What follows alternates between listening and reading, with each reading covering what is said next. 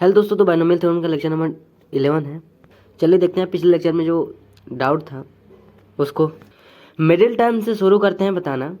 ये सब बता दिया गया है लेकिन फिर भी बताते हैं। मिडिल टर्म के लिए क्या बोला गया था? मिडिल टर्म के लिए बोला गया था कि हाँ पहले यहाँ पर देखें, इसके अकॉर्डिंग समझाया गया था। अभी इसके थ्रू 1 2 3, अगर 3 हमारे पास टर्म है तो उसका सेकेंड वाला टर्म क्या हो जाएगा? जो बीच वाला टर्म होगा वो क्या हो जाएगा? मिडिल टर्म हो जाएगा। तो यहाँ से हम लोग देखेंगे, अच्छा इसको क्या बोलते हैं? तो इसको a प्लस बी का घात 2 बोलते हैं। तो जब जब हमारा पावर जो होगा ना, अगर सम होगा तो उसका क्या होगा? मिडिल टर्म कौन सा होगा? तो मिडिल टर्म सेकेंड वाला होगा। मतलब ऐसे नहीं बताया गया था कि जब जब घात जो है ना सम होगा तब उसका एक मिडिल टर्म मिलेगा।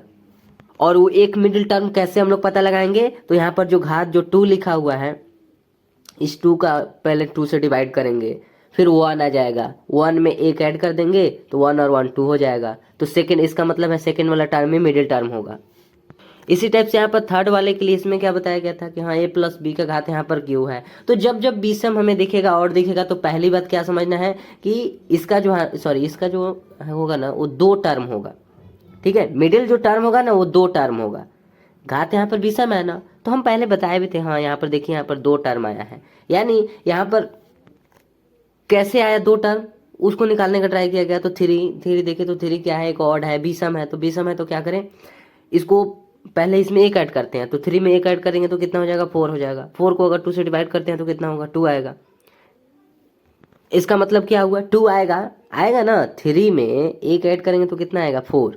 और 4 को 2 से डिवाइड करेंगे तो कितना होगा? 2 आएगा। इसका मतलब क्या है कि जो सेकेंड वाला टर्म है ना वो पहला मिडिल टर्म होगा, और इसके जस्ट बाद वाला जो टर्म होगा ना वो सेकेंड वाला मिडिल टर्म होगा। जो 2 मिडिल टर्म मिला था वो कैसे मिला था तो वो तो बताए भी थे, अभी थोड़ा सा बता दिए। फिर से यहाँ पर a प्लस बी का घात यहाँ पर 4 आ जाएगा। 3 के बाद यहाँ पर लिखा हुआ है a प्लस बी का घात 4। तो जो घात यहाँ पर हम देख रहे हैं ना, क्या है? पावर क्या है? पावर जो है ना एक सम है। सम है तो क्या करते हैं, इसके पहली बात कि कितने मिडिल टर्म आएंगे? सम है तो एक मिडिल टर्म आएगा। कैसे वो मिडिल टर्म हमें पता चलेगा कि कौन सा टर्म वाला मिडिल टर्म होगा? तो इसके पता करने के लिए क्या किया गया, यहाँ पर 4 को 2 से पहले डिवाइड करें, आपको 2 मिलेगा, और उसमें 1 ऐड कर देंगे तो कौन क्या मिलेगा? तीसरा मिलेगा, है ना। 2 और 1 3 हुआ ना। इसका मतलब है कि थर्ड वाला टर्म क्या होगा? मिडिल टर्म होगा। तो ऐसे हम 1 2 3, मतलब ये वाला टर्म क्या होगा? मिडिल टर्म होगा। ये तो हो गया मिडिल टर्म बताने का कि कैसे बताते हैं। अगर कोई भी हमारे पास एक एक्सपेंशन लिखा हुआ है, व्यंजन लिखा हुआ है, सॉरी व्यंजक जो लिखा हुआ है उसका कैसे बताया जाएगा। यहाँ पर लिखकर बताया गया था कि हाँ a प्लस बी की घात n के एक्सपेंशन में अगर मिडिल टर्म बताना होगा तो कैसे बताएंगे। तो सबसे पहले पावर को देखेंगे। अगर पावर सम रहेगा, n यहाँ पर सम है, अगर सम है तो इसका एक मिडिल टर्म मिलेगा। और वो एक मिडिल टर्म कौन सा टर्म पर होगा? अगर घात अगर 10 है, सुनिए बात को सुनिए, अगर घात जो है ना, जो पावर है, अगर वहां पर 10 लिखा हुआ है, पावर में अगर 10 लिखा हुआ है तो इसका मतलब है टोटल उसमें 11 टर्म्स होगा। टोटल 11 टर्म्स में से कौन मिडिल टर्म होगा ये हमें कैसे पता चलेगा? इतना तो जरूर पता चल गया कि हाँ 10 क्या है? सम है। तो जब इवन हमें पता चल गया तो इतना जरूर पता चल गया कि इसके एक मिडिल टर्म होगा। पर वो एक मिडिल टर्म इन 11 में से कौन सा होगा? तो इसके बताने के लिए यहाँ पर इसको लिखा गया। बहुत सारे एग्जाम्पल के बाद इसको लिखा गया, ऐसा नहीं कि ऐसा ही एग्जैक्ट फॉर्मूला बना दिया गया, नहीं। बहुत सारे एग्जाम्पल पीछे बताया गया था तब ये वाला लिखा गया। तो इस टाइप से एक मिडिल टर्म हम पता कर लेंगे जब जब घात हमारा सम रहेगा। अब बात यह है कि घात यदि पावर जो है ना n इज ऑड, अगर ऑड आ जाएगा, अगर n जो है ना अगर ऑड आ गया, जैसे फॉर एग्जाम्पल हम यहाँ पर 11 लेते हैं। 11 यहाँ पर घात 11 लिखा हुआ है, पावर 11 है, इसका मतलब है इसमें टोटल कितने टर्म्स होंगे? टोटल 12 टर्म्स होगा। और हमें क्या पता है कि जब जब बी सम होता है तो 2 टर्म मिलता है, मिडिल टर्म। मध्य पद कितने मिलते हैं? 2। तो 12 लिख देते हैं, और इसमें जो 2 टर्म मिलेगा, अब खुद सोचे ना कि 2 टर्म इसमें कौन कौन सा होगा। टोटल 12 टर्म्स है, 2 टर्म कौन कौन सा होगा? तो उसके लिए क्या कहा गया कि आप इसका यूज कर सकते हैं बहुत सारे एग्जाम्पल के बाद। इसको क्यों लिखा गया? क्योंकि हम जो 12 टर्म्स हम बोले हैं ना कि घात अगर 11 है तो टोटल 12 टर्म्स होगा, तो इन 12 टर्म्स में से कौन सा मिडिल टर्म होगा, और टोटल यहाँ पर 12 लिखा गया। इसका मतलब है कि 12 टर्म्स हम पूरा उसका प्रसार लिखेंगे, फिर उसके बाद देखेंगे कि कौन सा मिडिल टर्म आ रहा है। क्या जरूरी है ऐसे करने का? यहाँ पर सीधा यहाँ पर 12 लिखा गया, हमें पता चल गया हाँ 12 टर्म्स होता है। घात बीसम है, हमें पता चल गया कि हाँ यहाँ पर 2 टर्म्स मिलेगा। तो एग्जैक्ट क्यों नहीं हम ऐसा कोई फॉर्मूला का यूज़ करें जिससे हम मिडिल टर्म ही पर पहुंच जाए। कौन कौन सा जो 2 मिडिल टर्म इसमें जो मिलेगा इन 12 में से वो कौन कौन सा होगा, तो एग्जैक्ट इसका यूज़ कर सकते हैं। यहाँ पर लिखा गया है, यहाँ देखिए सबसे लास्ट वाला कौन सा टर्म निकालना रहता है, t n+1 डिवाइडेड बाई 2।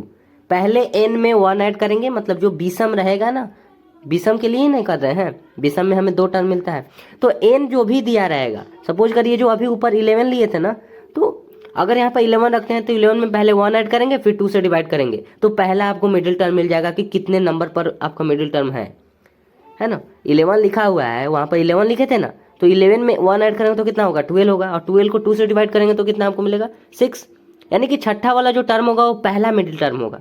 और जैसा कि बताया गया कि इसमें 2 मिडिल टर्म होता है, 2 मिडिल टर्म होता है ना, बीसम रहता है, तो उसके लिए क्या करेंगे, फिर यहाँ पर t n+3 लगा देंगे, ठीक, डिवाइडेड बाई 2। ये डायरेक्ट ये n+3 कहाँ से आ गया, तो उसके लिए यहाँ पर हम लिखे थे, LCM यहाँ पर निकाल कर बताया जा सकता है। हमें उससे क्या मतलब, वो हम पहले बता दिए हैं ना। यहाँ पर देखिए हमें ये पता है ना, जो पहला अगर टर्म मिल गया तो उसके जस्ट बाद वाला ही टर्म दूसरा वाला टर्म हमें मिलेगा। मिडिल टर्म का बात कर रहे हैं, पहला टर्म हमें मिल गया है इससे, दूसरा टर्म इसके जस्ट बाद वाला होगा, इसमें पुट करेंगे तो n कितना है, उसी 11 का जो अभी बताए थे 11 में अगर 3 ऐड करते हैं तो कितना हो जाएगा 14, और 14 को 2 से डिवाइड करते हैं तो 7 मिलेगा। इसका मतलब है ये छठा टर्म हुआ, छठा के जस्ट बाद वाला 7वां टर्म हो जाएगा, 7 टर्म। उस टाइप से पता करते थे। इसके बाद क्या बताया गया था कि जो मिडिल टर्म होता है ना वही सबसे बड़ा टर्म होता है। फिर से पास्कल ट्रायंगल बनाया गया था, पास्कल त्रिकोण बनाने के बाद इसमें बताया गया कि जो मिडिल टर्म हो रहा है वही सबसे बड़ा हो रहा है टर्म। ये क्या है, तो ये किसका है, तो ये वाला जो है ना a+b की घात 2 का है, a+b की घात 2 का है। तो यहाँ पर कैसे पता करते हैं, तो a+b का घात यहाँ पर 2 है, ये 2 क्या है, एक सम है ना, सम है, यानी कि हमें क्या करना होगा, कैसे निकालेंगे मिडिल टर्म निकालने के लिए 2 यहाँ पर जो लिखा हुआ है इस 2 को 2 से फिर से डिवाइड करेंगे तो 1 मिलेगा, और उसमें 1 ऐड कर देंगे तो 2 मिलेगा। इसका मतलब क्या हुआ कि सेकेंड वाला जो टर्म होगा ना वही मिडिल टर्म होगा, है ना, सेकेंड वाला टर्म मिडिल टर्म यहाँ पर मिल भी गया। इसी टाइप से तीसरा के लिए भी किया गया, a+b का घात q के लिए, a+b का घात 4 के लिए, a+b का घात 5 के लिए। तो यहाँ पर हम क्या निकाल रहे हैं कि मिडिल टर्म ही सबसे बड़ा टर्म होगा। कैसे, तो उसके लिए यहाँ पर बताया गया था कि हाँ ये क्या होता है, 2c1 होता है। तो जरा देख कर बताइए, इसमें a+b का घात यहाँ पर 2 लिखा हुआ है, इसमें देख कर बताएं कि सबसे बड़ा कौन सा है। क्या ये सबसे बड़ा है, नहीं, ये तो 1 है। क्या ये वाला सबसे बड़ा है, नहीं, ये तो 1 है। यहाँ पर देख रहे हैं तो 2, 1 से कोई मतलब नहीं है। अगर यहाँ पर 0 रहता है ना तो 1 बड़ा हो जाता है। पर बात समझिए, इससे ये वाला जो दिख रहा है ना, ये 1 और ये वाला 1, इन दोनों से बड़ा हमें 2 दिख रहा है। और हमें क्या मालूम है कि ये तो बीच में है, ये तो बीच का मतलब नहीं है, ये तो सेकेंड वाला टर्म है। सेकेंड वाला टर्म मतलब इससे हम ले रहे हैं कि सेकेंड वाला ये तो मिडिल टर्म है, तो ठीक है, मिडिल टर्म सबसे बड़ा हो गया a+b के घात 2 में। इसी टाइप से अगर a+b का घात q में देख रहे हैं, यहाँ पर लिख भी दे रहे हैं a+b का घात q, तो इसमें मिडिल टर्म कौन सा आया है, इसमें 2 मिडिल टर्म आया है क्योंकि घात विषम है, तो यहाँ पर ये वाला 3 ये वाला 3 आया, ठीक है। अब हम देखते हैं कि इसमें सबसे बड़ा टर्म हमें कौन सा मिलेगा। सबसे बड़ा टर्म a+b के घात q का है, q का क्या है, ये क्या है, एक्सपेंशन ही तो है, प्रसार है, केवल गुणांक लिखा गया है। यहाँ पर 3c1 लिखे हैं, यहाँ पर 3c2 लिखे हैं, यहाँ पर 3c0 होगा, है।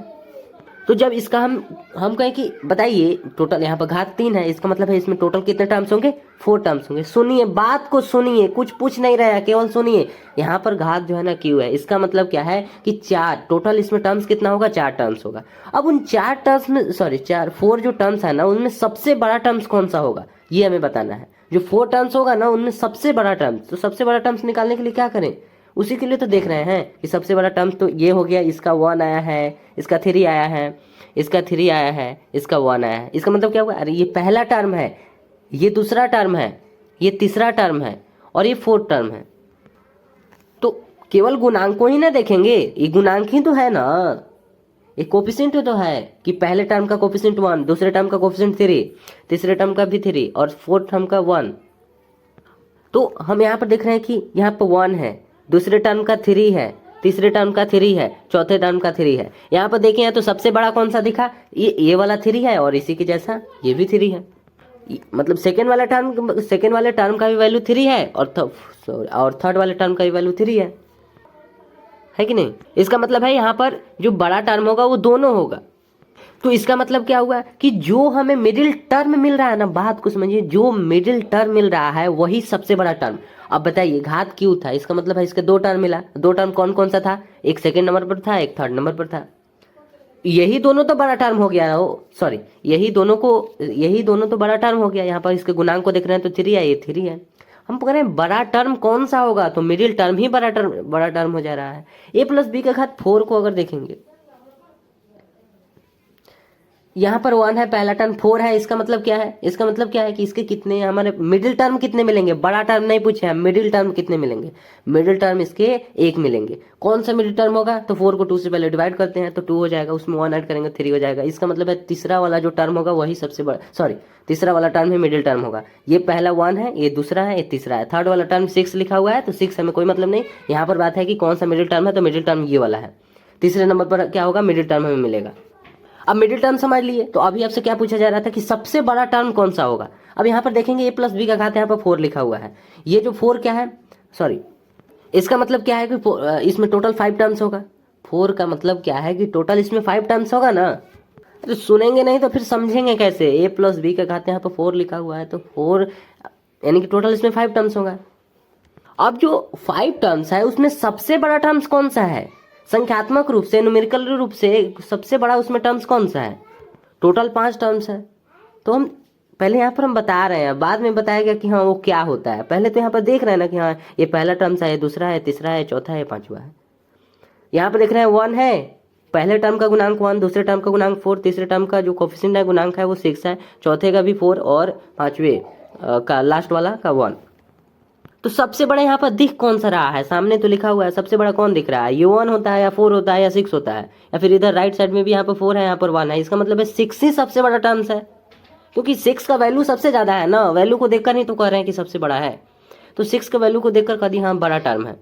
तो फिर पीछे गए कि हाँ मिडिल टर्म इसका क्या होता है, तो मिडिल टर्म देखते हैं तो 4 यहाँ पर लिखा हुआ है। इसका मतलब है 4 को 2 से डिवाइड करेंगे तो 2 हो जाएगा और उसमें 1 ऐड करेंगे 3 हो जाएगा। इसका मतलब तीसरा टर्म ही मिडिल टर्म होता है। तो इसमें भी देखें तो सबसे बड़ा टर्म वही मिला जो मिडिल टर्म का था, है ना। जो मिडिल टर्म था ये a प्लस बी का घात 4, इसका मिडिल टर्म कौन सा था, तीसरा वाला टर्म था। तो तीसरा वाला टर्म से ना है तो यही तो सबसे बड़ा मिला। ऊपर भी यहाँ पर बताएं कि जो यहाँ पर मिडिल टर्म था यही सबसे बड़ा हुआ, ठीक है।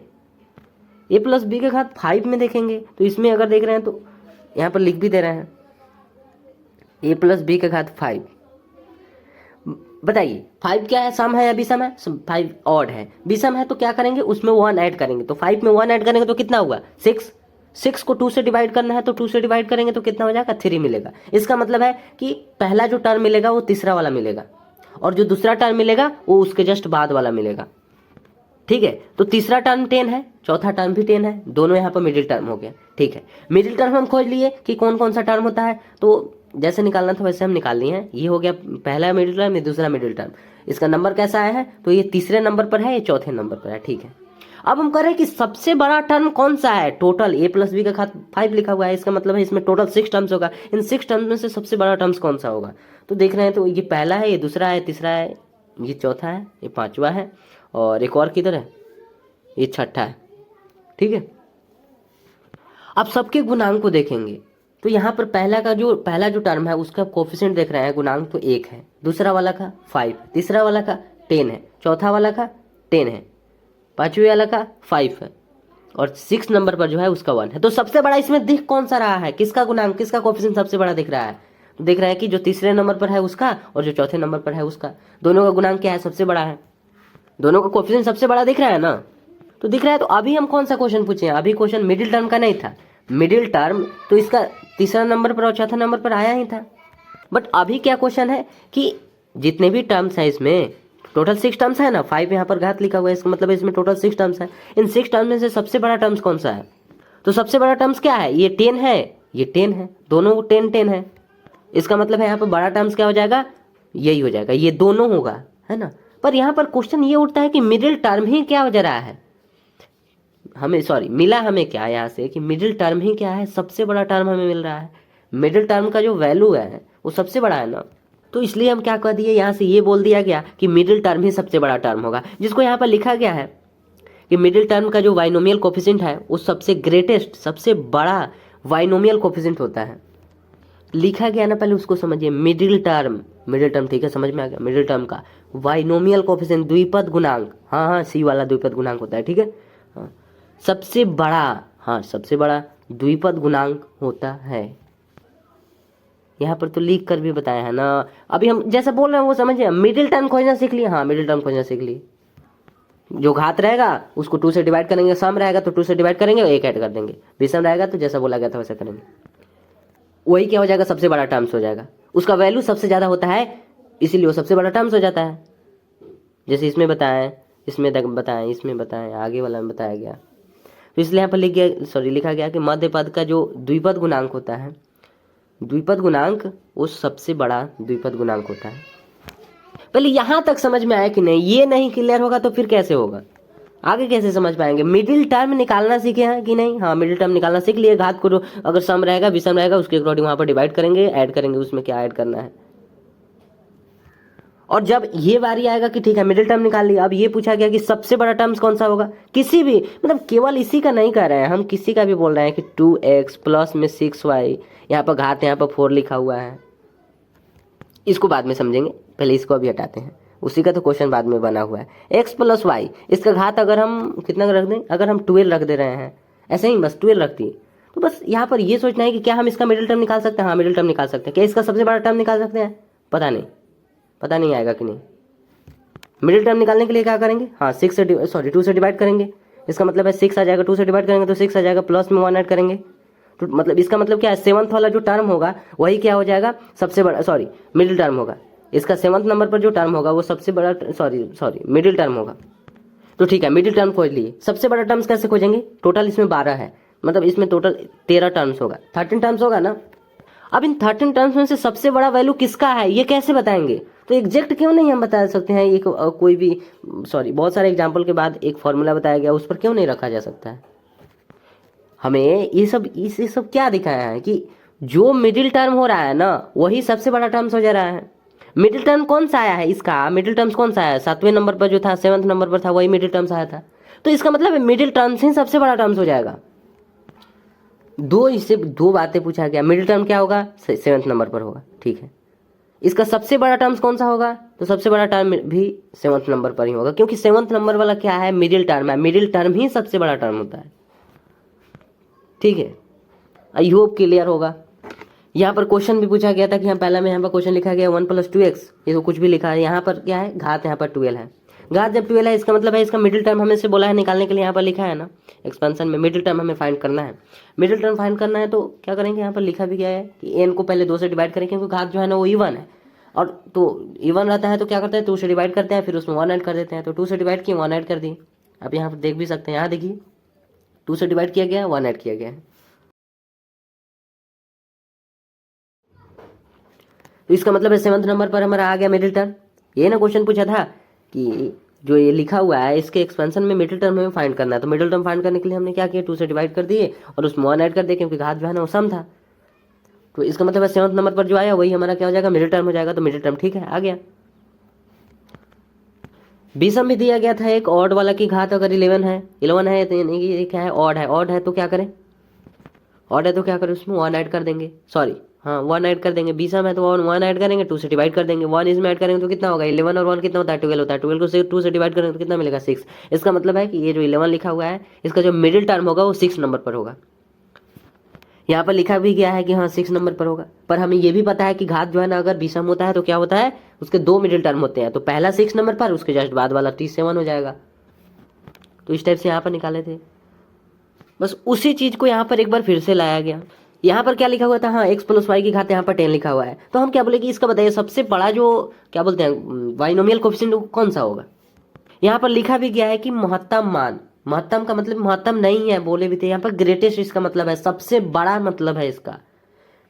तो महत्तम जो ग्रेटेस्ट इसका वैल्यू है, ग्रेटेस्ट वैल्यू वाला बाइनोमियल कोएफिशिएंट क्या होगा। सीधा सा इसका मतलब है कि यहाँ पर जो टर्म्स लिखा गया ना, यहाँ पर जो 10 लिखा गया ना, इसका मतलब क्या है, इसमें टोटल टर्म्स कितना होगा, 11 टर्म्स होगा। तो जो 11 टर्म्स होगा ना उसमें सबसे बड़ा टर्म्स कौन होगा, जो 11 टर्म्स होगा उसमें सबसे बड़ा टर्म, सबसे बड़ा वैल्यू किसका होगा। तो ये तो अभी बताया गया था कि मिडिल टर्म ही सबसे बड़ा टर्म हो जाता है। ठीक है, मिडिल टर्म ही सबसे बड़ा टर्म हो जाता है तो 10 को 2 से डिवाइड करते हैं तो 2 से डिवाइड करेंगे तो 5 आ जाएगा, 5 में 1 ऐड करते हैं तो यानी कि 6 आ जाएगा। यानी कि 6 नंबर पर जो टर्म होगा ना, सॉरी जो 6 नंबर पर होगा वही क्या हो जाएगा, सबसे बड़ा टर्म हो जाएगा, क्योंकि 6 नंबर वाला क्या है, मिडिल टर्म है। सीधी सी बात है ना, इसमें क्या है, मतलब मिडिल टर्म क्या होता है, 2 से डिवाइड पहले करेंगे तो 5 होगा, फिर उसमें 1 ऐड करेंगे 6 हो जाएगा। तो इसका मतलब यहाँ पर लिख दिया है ना, यहाँ पर देखिए T6 लिख दिया है। T6 को क्या लिखा जाएगा यहाँ पर, इसमें क्या लिखा जाएगा T6 को, क्या हमें एक्स वाई से इसमें मतलब है, नहीं, हमें एक्स वाई से मतलब नहीं है, क्योंकि यहाँ पर लिखा है क्या, द्विपद गुणांक पूछा है, द्विपद गुणांक में सी वाला आता है, एक्स वाई से हमें कोई मतलब नहीं है किसी क्वेश्चन में एक्स वाई, यहाँ पर इसमें एक्स और वाई दिया है, इससे हमें कोई मतलब नहीं है, क्योंकि द्विपद गुणांक तो सी वाला ना होता है, बाइनोमियल कोएफिशिएंट क्या होता है, वो तो सी वाला होता है, वो तो सी के ऊपर जो रहता है नीचे जो रहता है वो उसमें मल्टीप्लाई किया जाता है, वो हमारा आ जाता है। या फिर अभी नहीं जानते हैं तो इतना पहले समझ लीजिए कि हाँ क्या होता है कि जो बाइनोमियल कोएफिशिएंट होता है उसमें क्या होता है, एक्स वाई नहीं रहता है, तो इसलिए इसमें एक्स वाई तो लिखा गया है ना, यहाँ पर एक्स वाई लिखा गया है, बट यहाँ पर नहीं लिखे हैं, यहाँ पर T6 लिखे हैं, मतलब छठा जो टर्म होगा वो क्या होगा, मिडिल टर्म होगा और सबसे बड़ा भी टर्म होगा, किसका, ये x + y की घात 10 का, तो यहाँ पर T6 लिख दिया गया। अब इसको क्या हम बाइनोमियल कोएफिशिएंट के रूप में, मतलब c के रूप में भी क्या लिख सकते हैं, हाँ लिख सकते हैं, इज इक्वल टू में लिखा गया 10c5, ऊपर वाला तो टोटल रहेगा, यहाँ पर देखिए क्वेश्चन में टोटल 10 लिखा है, इसका मतलब है यहाँ पर 10 तो सब में चलेगा, ये जानते हैं ना, इसमें क्या है, यहाँ पर नहीं थे, यहाँ पर 10 लिखा गया, यहाँ पर भी 10 लिखा गया, थर्ड वाले टर्म में भी 10 लिखा गया, सब में 10 लिखा जाता है ना सी के ऊपर वाला में, तो यहाँ पर 10 हो गया सी, यहाँ पर 5 हो जाएगा, होगा ना 5, 10c5 ही ना T6 मतलब छठा टर्म कहलाएगा। अब यहाँ पर ये क्वेश्चन नहीं होना चाहिए कि यहाँ पर 5 है, यहाँ पर छठा कैसे आ गया, तो लिख कर देख लीजिए ना, यहाँ पर जो बता रहे हैं उसको समझिए, एक्स वाई इसमें नहीं आता है, नहीं आता है, ठीक, छठा वाला टर्म हमें मिल गया है कि हाँ मिडिल टर्म ही सबसे बड़ा टर्म होता है, यानी कि मिडिल टर्म इसका कितना है, छठा है, तो T6 हो जाएगा, तो यहाँ पर T6 लिखा गया है, सी के रूप में भी लिख दिया गया 10c5। अब बस यहाँ से ये कहा गया कि हर जगह ये लागू नहीं हो सकता, ये वहीं पर जो अभी क्या बोले, मिडिल टर्म ही जो सबसे बड़ा टर्म का ये जो कंसेप्ट है ना कि मिडिल टर्म ही सबसे बड़ा टर्म होगा, यहाँ पर जो 11 टोटल टर्म्स होगा ना, टोटल 11 टर्म्स में से कौन सा सबसे बड़ा टर्म्स होगा, किसका वैल्यू सबसे ज्यादा होगा, किसका गुणांक सबसे बड़ा है, तो बताया गया था कि हम मिडिल टर्म ही सबसे बड़ा हो जाता है, तो मिडिल टर्म इसका 6 नंबर पर आया, क्योंकि यहाँ पर वही उसी चीज को लिखा गया है, कहाँ 6 नंबर पर आया, और जो 6 नंबर पर जो टर्म्स होगा जो कि इसके अंदर है, यहाँ पर डॉट डॉट लिखे हैं ना, इसी में आएगा कि T6 मतलब छठा नंबर पर वही सबसे बड़ा हो जाएगा। तो क्वेश्चन हमारा ये है कि क्या ये सब जगह लागू होगा, नहीं, सब जगह लागू नहीं हो सकता है। अब ये क्यों, वो अभी नहीं समझेंगे, क्योंकि वो बताएं तो फिर और कन्फ्यूजन हो जाएगा। यहाँ पर बात यहाँ पर जो है वो पहले समझिए कि हर जगह इसको लागू नहीं कर सकते, भले ही आपको हम कुछ एग्जाम्पल बता दिए जिसके थ्रू हम ये कह सकते हैं कि मिडिल टर्म ही सबसे बड़ा टर्म होगा। ध्यान से सुनिए, मिडिल टर्म ही सबसे बड़ा टर्म होगा, ये हर जगह लागू नहीं कर सकते। क्यों, अभी एग्जाम्पल हम बता देते हैं, और क्यों अभी नहीं बता सकते, नहीं तो और कन्फ्यूजन क्रिएट हो जाएगा। पहला ये समझते हैं कि क्या बहुत सारे एग्जाम्पल में क्या लागू हो सकता है, मिडिल टर्म की सबसे बड़ा टर्म होगा। देखते हैं, यहाँ पर एग्जाम्पल लिया गया था 2x + 3y, 2x प्लस में 3y की घात 10 इज इक्वल टू में, यहाँ पर जैसे इसका एक्सपेंशन लिखा जाता है प्रसार, वैसे इसका प्रसार लिखा गया। प्रसार लिखने के बाद कुछ इस रूप में लिखा गया, ऐसे लिखने का कोई ज़रूरत नहीं है। बस अभी आपको पता है ना कि हाँ जब बाइनोमियल कोएफिशिएंट हम निकाल रहे हैं हमें वहाँ पर एक्स वाई का ज़रूरत ही नहीं है, क्योंकि हम गुणांक को कोएफिशिएंट को देखकर बता रहे हैं कि कौन सा बड़ा है कौन सा छोटा है। बड़ा देखने के लिए, अभी तो क्वेश्चन है हाँ बड़ा वाला, तो बड़ा देखने के लिए हम किसको देख रहे हैं, कोएफिशिएंट को, गुणांक को देख रहे हैं। तो इसमें गुणांक कौन कौन सा मिलेगा, आप इसमें पहले खुद सोचें कि 10c0 को सॉल्व करेंगे तो हमें एक गुणांक मिलेगा, और x के साथ जो 2 है इससे हमें गुणांक मिलेगा। तो x से हमें यहाँ पर मतलब ही नहीं है, x हो y हो जो भी हमारा जो वेरिएबल है ना उससे हमें मतलब ही नहीं है। कांस्टेंट वाला से मतलब रखिए, क्योंकि कांस्टेंट वाला हमें क्या देता है वही तो कोएफिशिएंट कहलाएगा ना, गुणांक यही ना कहलाएगा, इसका वैल्यू ही ना किसी डिजिट के रूप में आएगा, किसी संख्या के रूप में 10c0 का वैल्यू आएगा। यहाँ पर जो 2 लिखा गया है इसको उसमें मल्टीप्लाई कर देंगे, तो ये अलग बात है, इसको आप सॉल्व कर लीजिएगा, हम डायरेक्ट आंसर बताते हैं, ठीक है। एक्सपेंशन आप निकाल कर, आपको नहीं अगर हो रहा है ना ऐसे, तो निकाल कर और क्या करेंगे उसको सॉल्व कीजिए, ठीक, तब आपको पता चलेगा। तो उसका जो है ना हम यहाँ पर लिखे हैं, ध्यान से देखिए, उसी एग्जाम्पल का यहाँ पर सॉल्व करके आगे लिखा गया है। बताया भी गया था कल जब ये वाला चैप्टर शुरू हुआ था उस टाइम, तो सॉल्व करके इस टाइप से बताया गया था कि हाँ इसको 1000 यहाँ पर 24 x की घात यहाँ पर 10 आया। क्या हमें x की घात 10 से मतलब है, नहीं, हमें x की घात 10 से क्यों मतलब है, हमें तो कोएफिशिएंट को देखकर बताना है कि इस बड़ा कौन सा है छोटा कौन सा है। तो बस यहाँ पर सबका यहाँ पर लिख दिया गया। टोटल कितने टर्म्स है, घात 10 है, ऊपर घात 10 था ना, यानी कि इसमें टोटल 11 टर्म्स होगा। तो देख लेते हैं यहाँ पर 1, ये 2, ये थर्ड, ये वाला फोर्थ नंबर पर, ये फिफ्थ, ये सिक्स्थ, ये वाला सेवन्थ हो जाएगा, ये एट्थ हो जाएगा, नाइन्थ हो जाएगा, टेंथ हो जाएगा और 11th हो जाएगा। ठीक है, टोटल 11 टर्म्स है, उसी को सॉल्व करके लिखें, इसमें क्या है।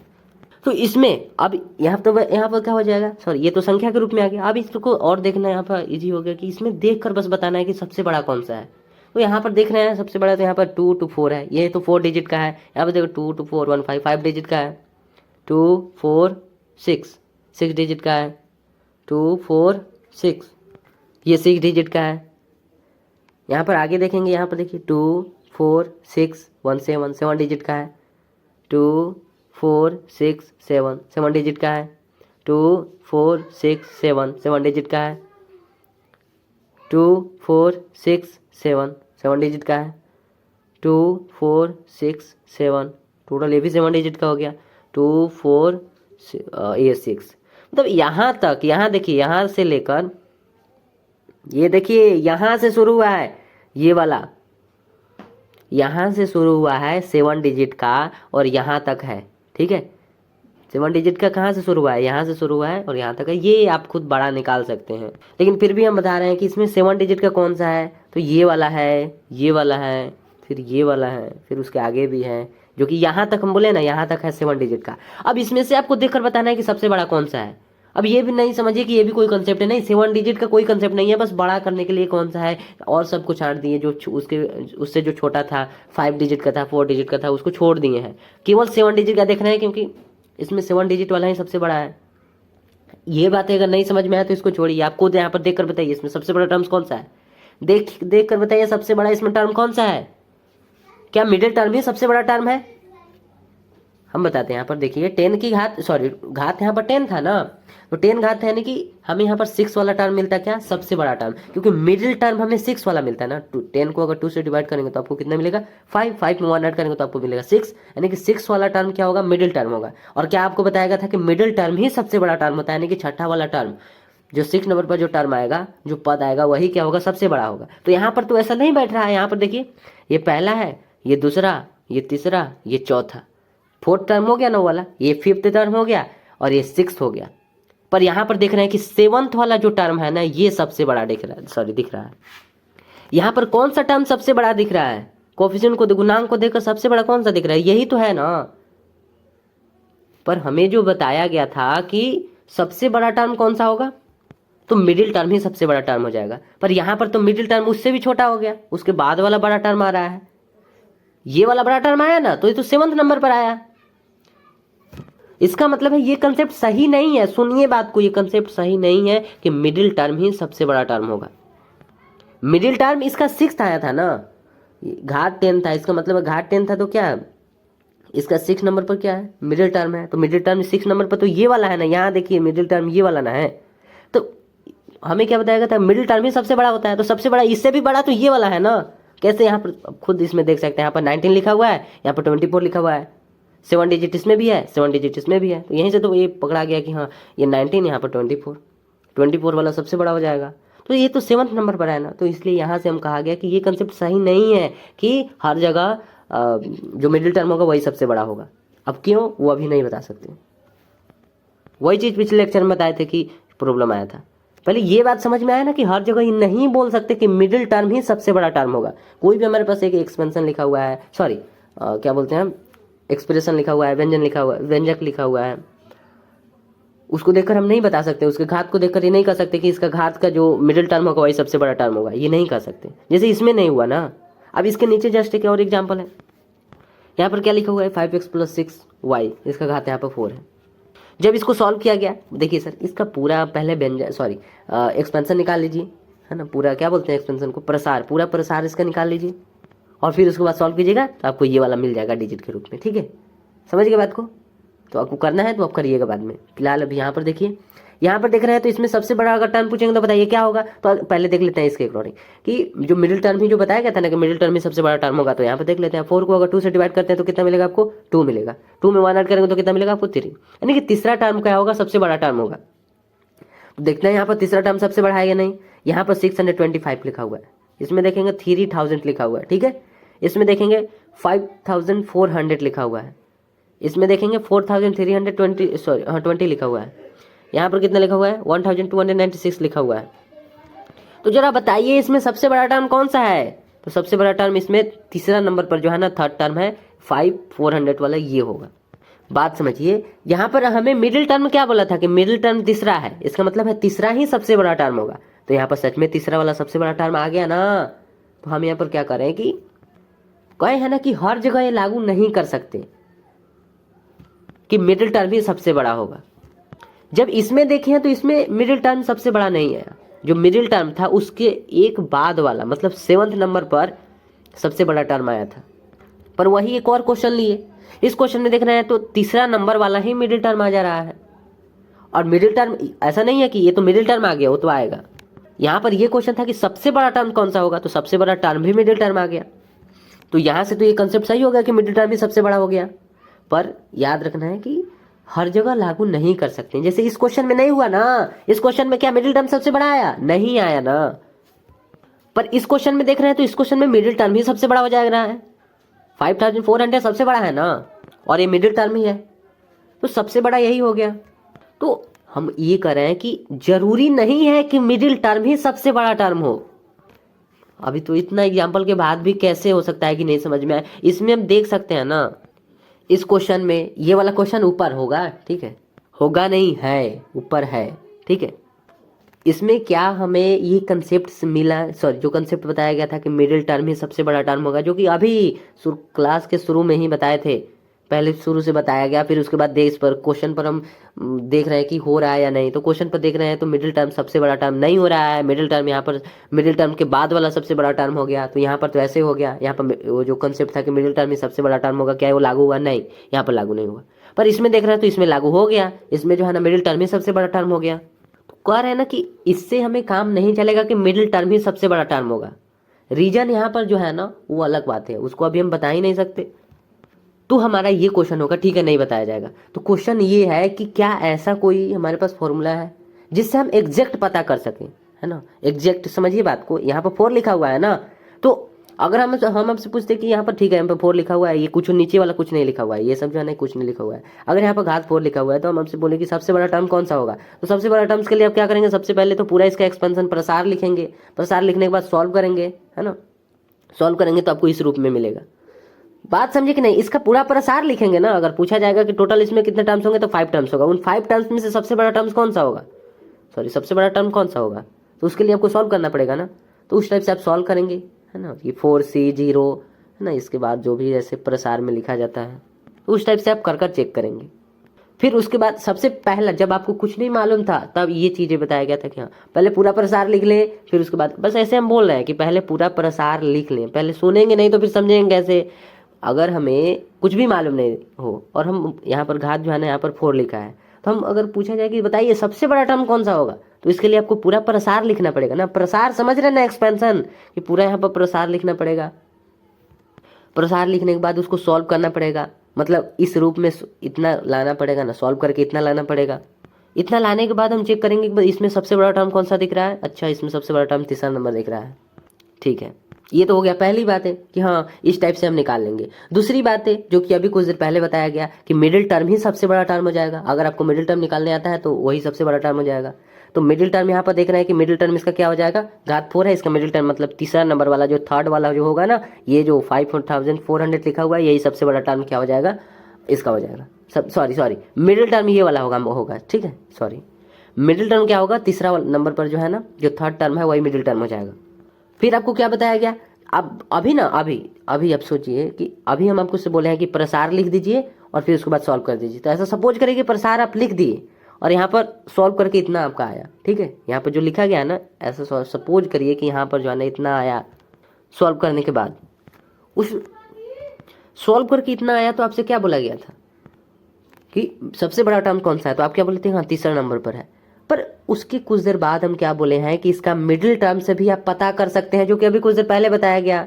जब कुछ नहीं पता था और फिर हमसे पूछा गया, जब कुछ नहीं पता था और केवल हमारे पास एक क्वेश्चन था और पूछा गया कि बताइए सबसे बड़ा इसमें टर्म कौन सा है, तो आप कैसे निकालेंगे, पूरा प्रसार लिख कर ना निकालेंगे। तो जैसे पूरा प्रसार लिखने के बाद उसके बाद यहाँ पर सॉल्व कर दिया गया, जो कि इतना आया है, तब इसमें हम बता सकते हैं कि सबसे बड़ा टर्म कौन सा होगा। जैसे यहाँ पर बता दिया गया कि हाँ तीसरा नंबर वाला सबसे बड़ा टर्म है, पर उसके एक स्टेप बाद, जैसे कुछ देर पहले या फिर कुछ दिन पहले जो एक लेक्चर हुआ था उसमें बताया गया था कि मिडिल टर्म कौन सा होगा, आज के भी लेक्चर में बता रहे हैं कि हाँ मिडिल टर्म, सबसे पहले मिडिल टर्म से तो शुरू किए थे, तो मिडिल टर्म पता कर लें, जो मिडिल टर्म होगा वही सबसे बड़ा टर्म हो जाएगा। तो इसका देखना है कि हाँ 4 का जो आधा होता है वो 2 से डिवाइड करेंगे तो कितना हो जाएगा, 2 और 1 3 है ना, मतलब तीसरा वाला टर्म क्या हो जाएगा, मिडिल टर्म होगा। तो तीसरा वाला टर्म मिडिल टर्म आया ना, तीसरा वाला टर्म मिडिल टर्म आया ना, यानी कि और उसके बाद हम देख रहे हैं कि मिडिल टर्म ही क्या हो जा रहा है, सबसे बड़ा टर्म हो जा रहा है, क्योंकि पूरा प्रसार लिखे हैं। आप पूरा प्रसार जब लिखे थे, मतलब जब लिखा नहीं गया है, पूरा प्रसार लिखने के बाद सॉल्व करने के बाद ये वाला आया था, तो भी देखे थे कि तीसरा वाला टर्म ही सबसे बड़ा है, और ऐसे मिडिल टर्म से भी पता कर रहे हैं तो भी यही सबसे बड़ा आ रहा है। तो अभी आपको क्या बताएं कि क्या ये सब जगह लागू हो सकता है? नहीं, सब जगह लागू नहीं हो सकता। अब इसी क्वेश्चन में कहाँ हुआ, इसी क्वेश्चन में मिडिल टर्म जो था, जो खात यहाँ पर 10 लिखा हुआ था, तो इसका 6 नंबर पर आना चाहिए मिडिल टर्म, तो मिडिल टर्म 6 नंबर पर तो आ जाएगा, क्योंकि मिडिल टर्म तो मिडिल टर्म वो तो आ जाएगा। क्वेश्चन यहाँ पर ये है कि सबसे बड़ा टर्म कौन सा होगा, तो यहाँ पर मिडिल टर्म सबसे बड़ा टर्म नहीं हुआ, यहाँ पर 7th नंबर वाला हो गया, तो 7th नंबर वाला तो मिडिल टर्म है नहीं। तो बस यही बात है कि हर जगह उसको लागू नहीं कर सकते हैं, कह रहे ना जरूरी नहीं है, ये बात पिछले लेक्चर में भी बोले थे कि जरूरी नहीं है कि हर क्वेश्चन में मिडिल टर्म ही सबसे बड़ा टर्म हो। इस क्वेश्चन में जो मिडिल टर्म था वही सबसे बड़ा हो गया, क्या इस क्वेश्चन में हुआ? नहीं, इस क्वेश्चन में नहीं हुआ। मिडिल टर्म सबसे बड़ा, मिडिल टर्म जो है उसके जस्ट एक बाद वाला मिडिल टर्म, सॉरी सबसे बड़ा टर्म मिला, जैसे ये वाला। तो इतना समझने के बाद क्वेश्चन क्या आ रहा है कि क्या ऐसा कोई फॉर्मूला हमें मिल सकता है जिससे हम पता कर पाए, एग्जैक्ट पता कर पाए कि कौन सा सबसे बड़ा टर्म होगा। ये हम पहले ही पता करना सीख लिए हैं कि मिडिल टर्म्स कौन सा होता है, मिडिल टर्म कौन सा होता है, तो घात के आधा कर देंगे सम और विषम के अकॉर्डिंग। उसके मतलब सबसे पहले यही तो बताए थे ना, लेक्चर शुरू हुआ था, तो मिडिल टर्म कैसे निकालते हैं। फिर मिडिल टर्म के थ्रू हम ये समझना चाहें कि सबसे बड़ा टर्म कौन सा होगा, तो उस टाइम बताया गया था कि हाँ मिडिल टर्म ही सबसे बड़ा हो जाएगा, पर आगे चलकर हमें पता चला कि नहीं, ये जरूरी नहीं है। तो यहाँ पर इंडिपेंडेंट कौन सा है, मतलब स्वतंत्र रूप से हम क्या क्या निकाल सकते हैं, तो मिडिल टर्म स्वतंत्र रूप से निकाल सकते हैं, है ना, इसमें तो कोई प्रॉब्लम ही नहीं है कि मिडिल टर्म निकालने में क्या प्रॉब्लम है, घात देखेंगे हो गया, निकाल देंगे। पर ये जरूर क्वेश्चन है कि सबसे बड़ा टर्म कौन सा होगा, ये निकालने में प्रॉब्लम है अभी, क्योंकि मिडिल टर्म के लिए तो पता चल गया है, मिडिल टर्म के लिए पता चला है ना कि जो अगर सम रहेगा तो उसका एक मिडिल टर्म होगा, वो एक मिडिल टर्म कौन सा होगा, तो 2 से डिवाइड कर देंगे, 1 जोड़ देंगे उसमें, तो हमें मिडिल टर्म इस टाइप से मिल जाएगा। अब ये अभी तक पता नहीं चला कि सबसे बड़ा टर्म कौन सा होगा, पता भी चला है तो वो लागू नहीं किया जा सकता, क्योंकि हर जगह हर क्वेश्चन में वो लागू नहीं हो रहा है। तो इसके लिए क्या करें, क्या इसके लिए कुछ है जिससे हम निकाल सकते हैं? तो पहला बात हम ये बोलेंगे कि या तो पूरा प्रसार लिख कर निकालें। अब हर जगह तो पूरा प्रसार लिख नहीं सकते यहाँ पर, क्योंकि घात बड़ा रहेगा। यहाँ पर तो 4 है तो निकाल भी सकते हैं कि कौन सा सबसे बड़ा टर्म है, तो उसके लिए भी एक फॉर्मूला है जिसका यूज करेंगे, निकालने के लिए यूज करेंगे। ठीक है, आप चाहें तो आप पूरा इस टाइप से निकाल सकते हैं, 17 रहेगा, 18 रहेगा, 19 रहेगा, जो भी यहाँ पर पावर में रहे आप पूरा लिख कर निकाल लीजिए, एक्सपेंशन पूरा प्रसार लिख कर निकाल लीजिए। पर ऐसा तो कर नहीं सकते, विदाउट फॉर्मूला कैसे काम चलेगा। तो इसके लिए एक फॉर्मूला है, चलिए बताते हैं। यहां पर देखिए क्या लिखा गया है, यहां पर a प्लस बी के घात n के प्रसार में अगर हमें सबसे बड़ा टर्म पता करना रहेगा तो इसके लिए हम क्या करेंगे, इसके लिए हम करेंगे क्या, तो इसका यूज करेंगे। ठीक है, n में जितना n रहेगा, मतलब जितना घात रहेगा उसमें 1 ऐड करेंगे, डिवाइडेड बाई जो लिखा हुआ है 1 plus a by B, a का वैल्यू रखेंगे, b का वैल्यू रखेंगे, वो सब क्वेश्चन में देख लेंगे। फिलहाल अभी इतना जितना कर रहे हैं ना उतना पहले सुनिए, इस टाइप से कर सकते हैं। अब इसको जब सॉल्व करेंगे तो हो सकता है आपको इंटीजर्स मिले, कोई पूर्णांक मिले, या फिर ऐसा भी हो सकता है कि वो डेसिमल में आ जाए, मतलब दशमलव में आ जाए। दशमलव में आ जाएगा तो वो पूर्णांक नहीं होगा, डेसिमल में आएगा तो पूर्णांक है, सॉरी डेसिमल में नहीं आएगा तो वो पूर्णांक हो जाएगा। मतलब सीधे से बात ये समझिए कि वो पूर्णांक अगर है तो ठीक है तो इसमें कर लेंगे, नहीं है तो इसमें कर लेंगे। ठीक है, आगे देखते हैं। अगर वो पूर्णांक है, अगर वो इंटीजर्स है, तो क्या करेंगे हम उसको m मान लेंगे, जरूरी नहीं है कि m ही आप माने, m मान लेंगे। और क्या उसके बाद क्या हो जाएगा, हमें कैसे पता चलेगा कि सबसे बड़ा टर्म कैसे होगा, सबसे बड़ा टर्म कौन सा होगा, तो यहाँ पर लिख दिया गया tm and tm plus 1 both, दोनों क्या होगा, ग्रेटेस्ट गुणांक वाले पद होंगे। ठीक है, जब ऐसा सिचुएशन आएगा ना कि कोई पूर्णांक मिल रहा है, इसमें पुट करने के बाद हर जो भी चीजें क्वेश्चन में दिया है इसमें पुट करने के बाद आपको एक पूर्णांक मिल रहा है, तो पूर्णांक मिल रहा है इसका मतलब है कि इसमें दो बड़ा टर्म्स होगा, एक नहीं दो। जैसा कि एक क्वेश्चन पिछले लेक्चर में बताया गया था, इसके पहले वाले लेक्चर में, कि यहाँ पर देखेंगे ये क्वेश्चन था और यहाँ पर देखेंगे तो यहाँ पर 216 आया। सॉल्व करने के बाद आप उस पर ध्यान नहीं दीजिए, समझने पर ध्यान दीजिए। यहाँ पर प्रसार लिखा गया है ना, प्रसार लिखने के बाद एक्सपेंशन लिखने के बाद इसको सॉल्व किया गया है। तो सबसे लास्ट वाला स्टेप देखिए ना, ये वाला 216 यहाँ पर आया है, 216 यहाँ पर आया है। तो यहाँ पर हम क्या बोलेंगे कि यहाँ पर दो मिडिल टर्म है, सॉरी जो बड़ा टर्म है ना वो तो दोनों को बोलेंगे, क्योंकि एक्स और वाई से हमें क्या मतलब, हमें यहाँ पर गुणांक को देखकर बताना है, कोएफिशिएंट को देखकर बताना है सबसे बड़ा कौन सा होगा। 216 इसमें भी लिखा हुआ है, 216 इसमें भी लिखा हुआ है। इसका मतलब है कि तीसरा और चौथा पद सबसे बड़ा है। ये जो क्वेश्चन दिया है ना, इसका कौन सा पद सबसे बड़ा है, तो थर्ड टर्म और फोर्थ टर्म, जो कि यहाँ पर लिखा हुआ है, third term and fourth term दोनों बड़ा है। ठीक है, तो अभी हम क्या समझ रहे हैं कि इसमें पुट करने के बाद जो जो क्वेश्चन में दिया है, अगर इसमें पुट कर दिए फिर उसके बाद सॉल्व किया है, यहाँ पर देखिए सॉल्व कर देंगे। सॉल्व करने के बाद अगर हमें कोई पूर्णांक मिल रहा है तो उसके कितने बड़ा वाला टर्म कितना होगा। बड़ा तो एक ही होता है, पर जब दोनों एक जैसा आ जाए, जैसे इसके पहले वाला अभी जो क्वेश्चन पहले बताएं कि 216 दोनों में आ गया था, तो दोनों को कहेंगे बड़ा तो एक ही होता है, पर इसमें तो दोनों एक ही जैसा आ गया, तो इसलिए कहेंगे कि थर्ड और फोर्थ दोनों वाला बड़ा टर्म हो गया। ठीक है, वो उसके लिए हम बोले। यहाँ पर देखिए कि अगर रखने के बाद हमें अगर पूर्णांक मिल रहा है, तो पूर्णांक मिलेगा तो क्या हो जाएगा, TM, मतलब जो है वो आप क्वेश्चन में बता देंगे। ठीक है, पहले अभी समझिए कि जो है वो, जो हम एम यहाँ पर लिए है ना, T तो टर्म है, T क्या है, वो तो टर्म है।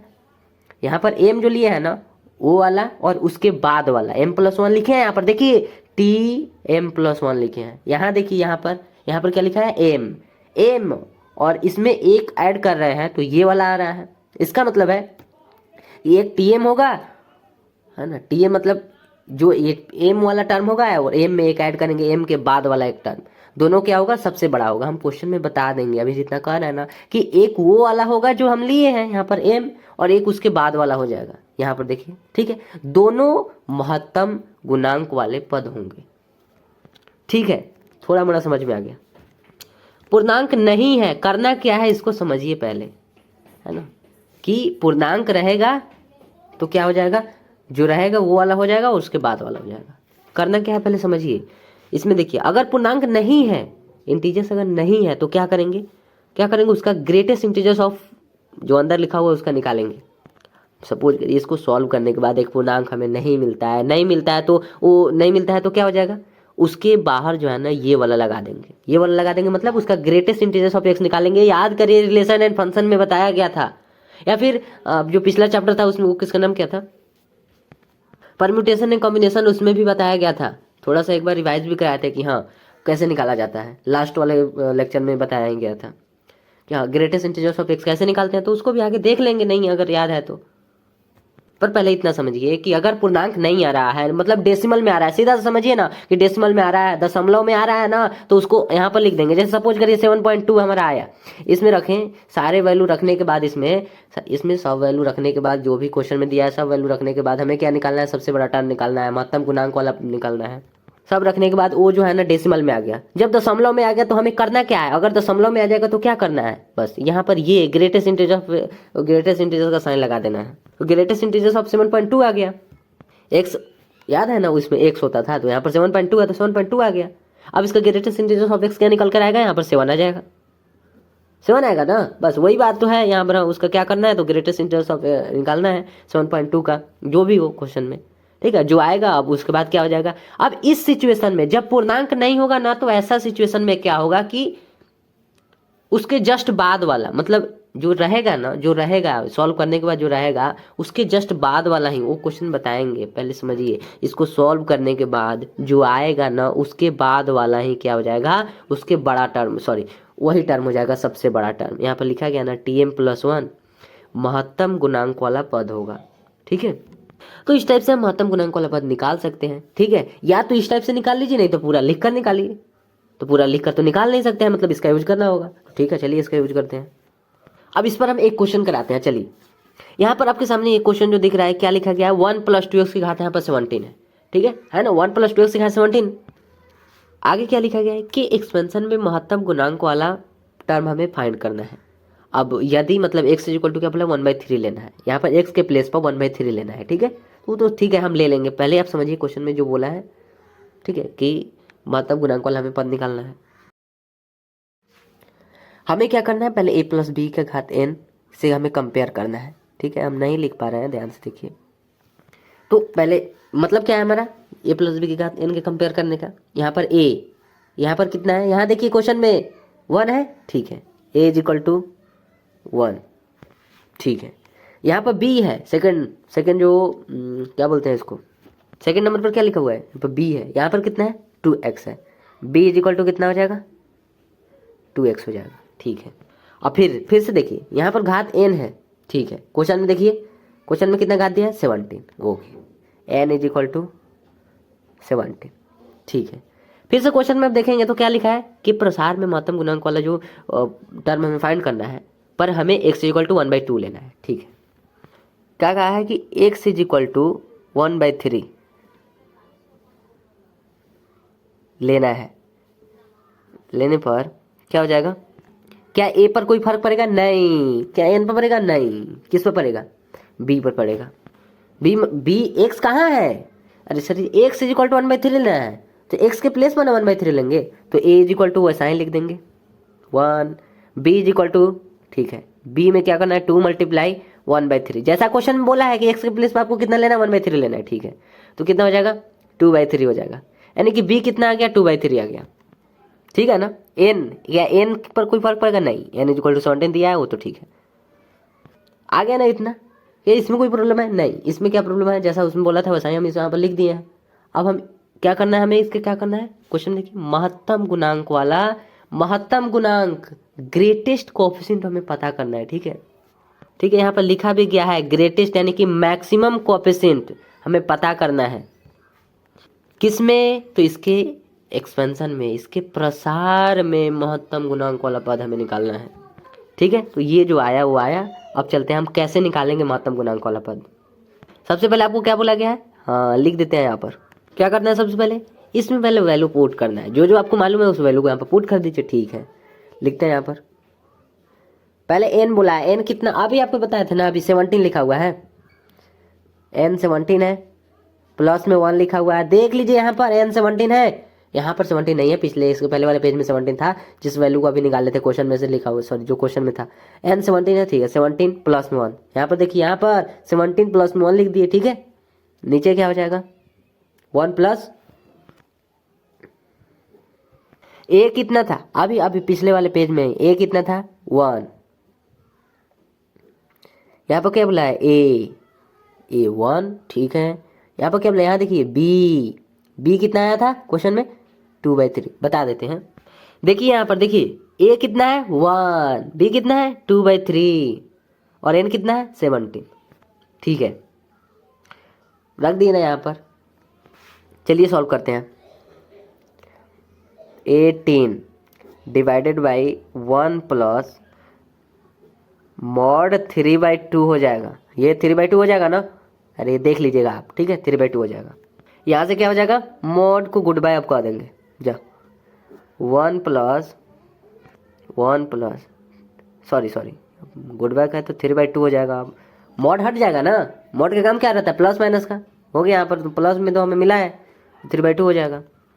अब इसको जो है ना, अब यहाँ पर लिखते हैं, 18 5/2 हो जाएगा, ठीक है। ध्यान से यहाँ देखिए, यहाँ पर देखिए 1 + 3/2 लिखा हुआ है, जब आप इसका एलसीएम लेकर निकालेंगे तो आपको 5/2 आ जाएगा, ठीक है। तो हम यहाँ पर 5/2 लिख दें, ठीक। अब इसका अगले स्टेप देखते हैं, क्या हो जाएगा, ये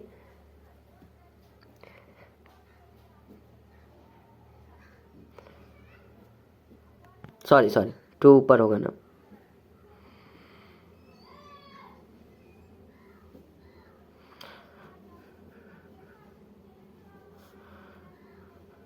समझ में आ गया इतना, क्या किया है, मल्टीप्लाई करके यहाँ पर लिख दिया है, उसको बाद डिवाइड किया गया, 7.2 आ गया, ठीक है। अब क्या करना है, ठीक है, हम इसमें हम रखे हैं ना, इसमें जैसा क्वेश्चन बोला था इसमें रखिए, क्वेश्चन में नहीं, जैसा अभी हम लोग कुछ देर पहले सीखे थे वहाँ पर याद नहीं है तो छोड़ दीजिए, हमारा बात याद। सॉरी, अभी सुनिए कि यहाँ पर जो इसमें हम पुट कर दिए, ठीक है, इसमें क्या किया हम पुट किया, जो जो क्वेश्चन था पुट कर दिए। अब यहाँ पर क्या आया, क्या ये पूर्णांक है? नहीं, ये कहाँ पूर्णांक है? क्या ये पूर्णांक है? 7.2 क्या एक इंटीजर है? नहीं, ये इंटीजर नहीं है। तो क्या हो जाएगा, ये पूर्णांक नहीं है, नॉट इंटीजर। तो आप इसको m मान सकते हैं, बाकी इसमें ऐसा कोई प्रॉब्लम नहीं, ठीक है। तो आपको क्या बोला गया था कि जब पूर्णांक नहीं रहेगा, जब नहीं रहेगा तो क्या करना है? पहले एक बात बताइए, ये क्या आया था, हम यहाँ पर लिख देते हैं n+1 डिवाइडेड बाई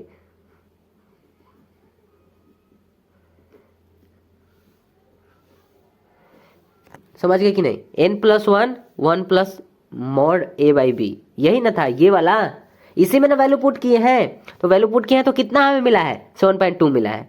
अब आई होप समझ में आया होगा कि इतना हमें मिला ना 7.2। अब 7.2 क्या है? पूर्णांक नहीं है, तो नहीं है तो क्या करें? नहीं है तो क्या करें? नहीं है तो इसका क्या निकालना है? ग्रेटेस्ट इंटीजर ऑफ x निकालना है, ठीक है। तो वो निकालने के लिए बात समझिए पहले कैसे, सॉरी क्या करेंगे, क्या करेंगे, n प्लस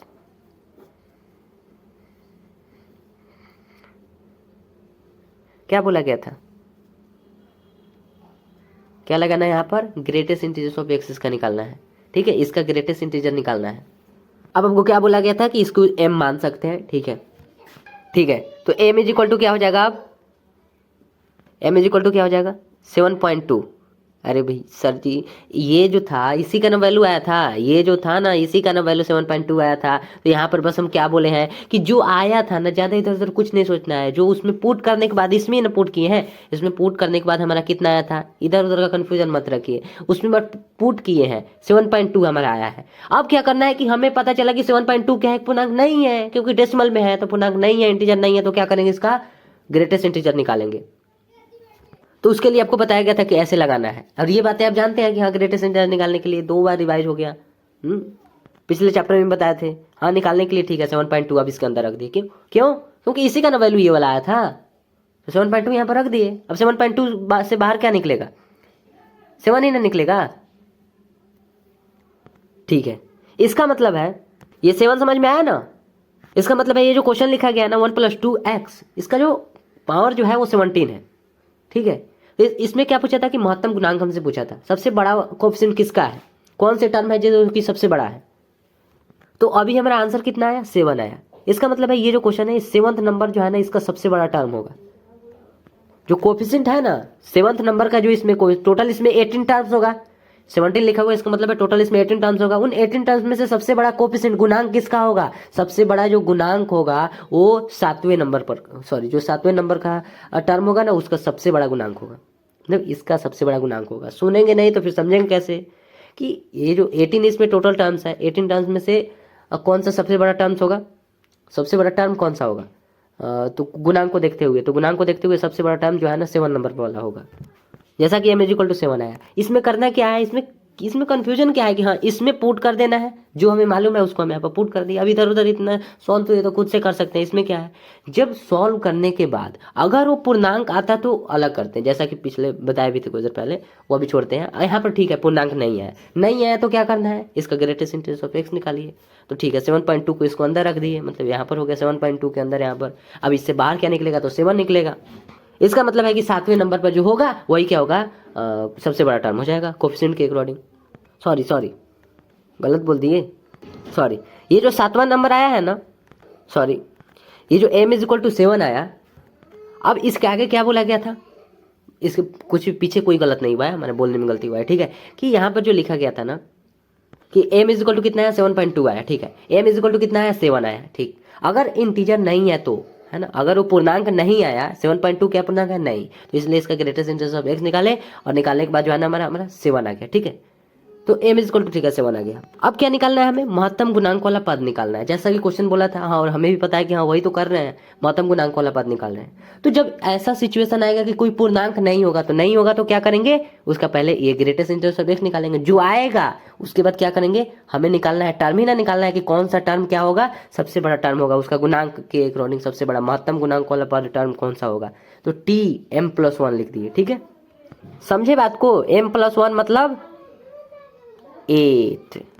m कितना है 7 आया ना, m इज इक्वल टू 7 आया ना, तो m प्लस 1 यानी कि उसके बाद वाला। बात समझ में आया कि जब इंटीजर नहीं होगा, जब इंटीजर नहीं होगा, क्या ये इंटीजर है? नहीं, इंटीजर नहीं है। 7 पॉइंट क्या है? इंटीजर नहीं है। तो नहीं है तो क्या करना है? ग्रेटेस्ट इंटीजर ऑफ x निकालिए। निकालने के बाद हमारा 7 आया है, इसका मतलब है हम यहीं से बता सकते हैं कि 7 के बाद वाला, मतलब 7 के बाद क्या आता है? 7 नंबर पर जो टर्म आएगा उसके बाद क्या आएगा? 8 नंबर वाला टर्म आएगा। तो 8 नंबर वाला टर्म ही क्या होगा? सबसे बड़ा टर्म होगा। उसका कोफिशिएंट जो होगा ना, उसका गुणांक को सबसे बड़ा होगा। तो इसलिए यहाँ पे लिखा गया महत्तम गुणांक वाला जो टर्म होगा वो tm प्लस 1 होगा, इज इक्वल टू में t8 लिख दिया गया। ठीक है, m का वैल्यू 7 रखेंगे ना यहाँ पर, तो t8 हो जाएगा। 8 यहाँ पर लिख दिए। अब यहाँ से ऐसा लिख सकते हैं ना, टोटल कितना था? 17 था, है ना। पावर कितना लिखा गया था? 17, तो 17c लिख सकते हैं ना। जनरल टर्म में इस टाइप से निकाल सकते हैं। 17c यहाँ पर कितना हो जाएगा? 7 हो जाएगा। और यहाँ पर a होता है, तो a कितना है? क्वेश्चन में a 1 दिया था, तो 1 यहाँ पर लिख दिए। ठीक है, घात कितना होता है? n माइनस आर होता है, n माइनस आर। n को सॉरी, क्वेश्चन में n कितना, मतलब पावर कितना दिया गया था? 17 में से कितना खत्म करना होगा? r कितना यहाँ पर लिए? 7। और ये बातें हम नहीं पूछेंगे कि 7 कहाँ से आ गया। तो 17 n माइनस आर, यानी कि 17 माइनस आर हो जाएगा। तो यानी कि 17 माइनस 7 हो जाएगा, तो यहाँ पर 10 हो जाएगा। अब खुद सोच लीजिए ना, टोटल 17 है, 7 उसमें से सब्ट्रैक्ट करना है, तो यहाँ पर 10 ही ना होगा। बी कितना दिया हुआ है क्वेश्चन में? 2x दिया हुआ था, यहाँ पर 2x लिख दिए। घात क्या होता है? r, यानी कि 7 हो जाएगा। देखिए सर, हमें टर्म पता चल गया है कि सबसे बड़ा टर्म कौन सा होगा। हमें ये पता चल गया कि 8वां नंबर का होगा, सबसे बड़ा टर्म होगा। ठीक है, पर अब ये पता कर रहे हैं कि वो टर्म कैसा होगा। वही तो है यहाँ पर 17c7। इसके बारे में अगर प्रॉब्लम होगा ना, सॉरी इसमें अगर प्रॉब्लम होगा ना तो बाद में देखेंगे। ठीक है, इसमें कैसे हो सकता है, क्या हो जाएगा?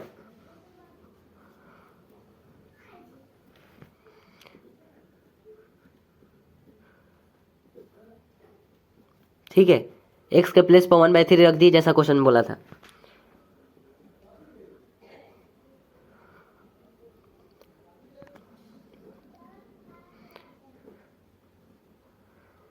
(17c7) 2/3 घात 7। ठीक है, ये टर्म जो है ना इस टाइप से होगा। तो टर्म से हमें कोई मतलब नहीं, हम तो किसका निकाल रहे थे? हाँ, हमें निकालना था क्या? 8वें नंबर वाला, यहाँ पर सॉरी सबसे बड़ा टर्म निकालना था। कोफिशिएंट सबसे बड़ा, गुणांक किसका वो होगा? तो 8वें नंबर का गुणांक सबसे बड़ा होगा।